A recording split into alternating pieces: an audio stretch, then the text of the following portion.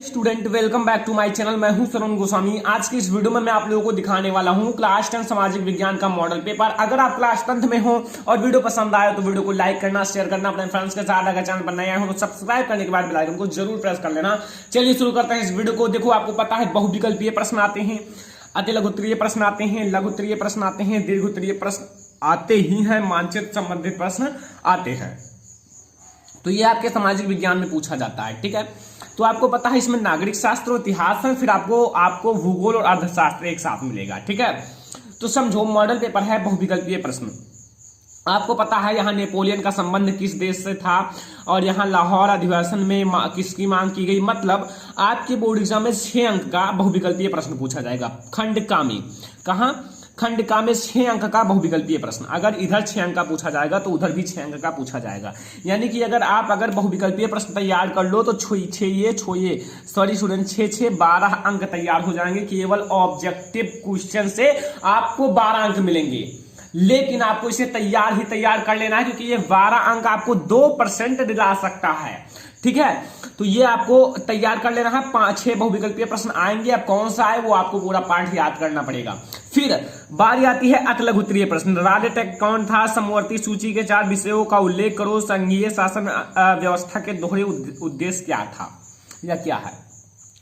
तो अगर आपको इधर देखो 2-2 नंबर से पूछा गया 6 अंक का, यानी कि अति लघुत्तरीय प्रश्न 6 अंक का पूछा गया। अब यहां अगर अति लघुत्तरीय प्रश्न 6 अंक का पूछा गया तो वो भी 6 अंक का उधर भी पूछा जाएगा।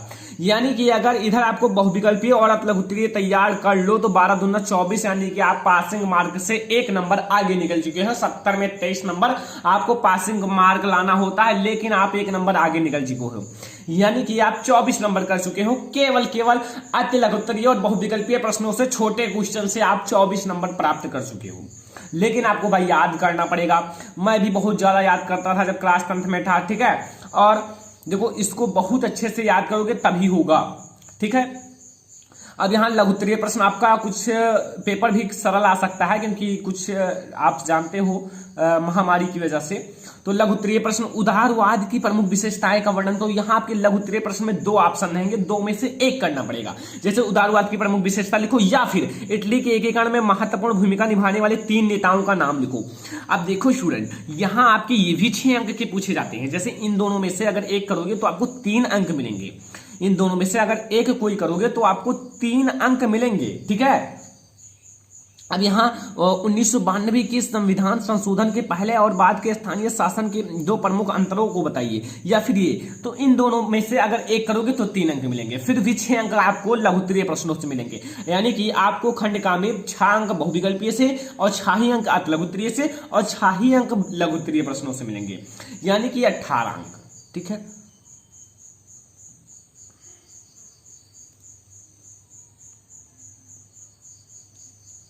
आगे देखो। अब आता है स्टूडेंट दीर्घोत्तरीय प्रश्न। दीर्घोत्तरीय प्रश्न आपको 12 अंक देंगे। ठीक है, देखो यहां आपको फ्रांसीसी क्रांति का फ्रांस व यूरोप पर क्या प्रभाव पड़ा, इनको लिखो। या विश्व अर्थव्यवस्था ने कैसे स्थान ग्रहण किया।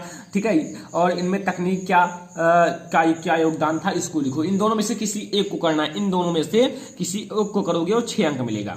और फिर इन दोनों में से, मतलब आपके इतिहास में से ये आएंगे, नागरिक शास्त्र में से ये आएंगे। नागरिक शास्त्र में से 1 करो। ठीक है, बहुत इजी होता है। ठीक है, अगर एक बार पढ़ लोगे कुछ नहीं है। 6-6 12 अंक, 12 अंक ही आते हैं। ठीक है, 6 12 6 18 18 एंड 12 30। ठीक है, 30 अंक हो चुके हैं। अब 5 अंक जो आएंगे स्टूडेंट, खंड का में 35 और उसमें 35, तो जो 5 अंक आएंगे स्टूडेंट वो क्या आएगा, वो आएगा स्टूडेंट मानचित्र संबंधित प्रश्न। ठीक है, यहां देख लो, ये मानचित्र संबंधित प्रश्न। ठीक है, हमको मानचित्र भी पढ़ना आना चाहिए। फिर आपको खंड खा मिलेगा, इसमें भी आपको 6 बहुविकल्पीय देगा।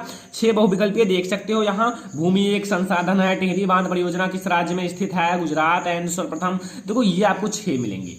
ठीक है, 6 क्वेश्चन। ठीक है, ऑब्जेक्टिव। तो इन 6 और उन 6 को मिलाकर 12 अंक हो गए।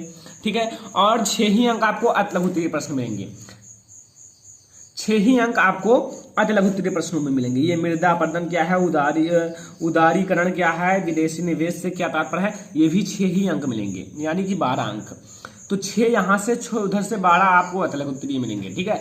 और फिर यहाँ आपको 6 अंक ये भी मिलेंगे। लघुत्तरीय प्रश्न, खनिज संरक्षण की आवश्यकता पर टिप्पणी कीजिए, ठीक है, या फिर चिपको आंदोलन क्या है, ठीक है, इन दोनों में से कोई एक करना है। फिर यहाँ भारत कृषि की कोई 3 विशेषताएं लिखिए, इन तीनों में से कोई एक करना है, ठीक है। अब यहाँ आपको मिलेगा दीर्घ उत्तरीय में 12 नंबर, लेकिन आपको 2 4 रहेंगे जिसमें से 2 करना है, ऑप्शनल रहेंगे। इन दोनों में से कोई एक करो, इन दोनों में से कोई एक करो। अब भारत में संचार के साधनों का उल्लेख करो, बहुत ईजी है, सब कुछ कर सकते हो। मानचित्र संबंधित प्रश्न 5 अंक आएंगे, मानचित्र संबंधित प्रश्न 5 अंक, यानी कि 10 अंक आपके दोनों मिलाकर आएंगे। तो यहाँ से आपका 70 नंबर का पोर्शन तैयार हो जाएगा। 70 में आपको 23 लाना होता है।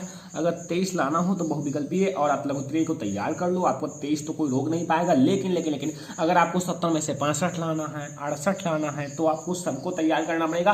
पूरा बुक को सॉल्यूशन बनाकर पी लेना चाहिए, मतलब उसे आपको पूरा तैयार करना पड़ेगा, एक एक अक्षर तैयार करना पड़ेगा, तभी आप लोग ला पाओगे बहुत अच्छे मार्क सामाजिक विज्ञान में। तो स्टूडेंट, वीडियो पसंद आया हो तो वीडियो को एक लाइक दिल से कर दो। अगर चैनल पर नहीं आए हो तो सब्सक्राइब करने के बाद बेल आइकन को प्रेस कर लो। अगर हाँ इस वीडियो को शेयर नहीं किया है तो वीडियो को एक बार शेयर कर दो, क्योंकि उन्हें भी पता चल सके हाँ ऐसे आएंगे प्रश्न हमारे बोर्ड एग्जामिनेशन में। तो स्टूडेंट फिलहाल इस वीडियो में इतना ही, तब तक के लिए धन्यवाद।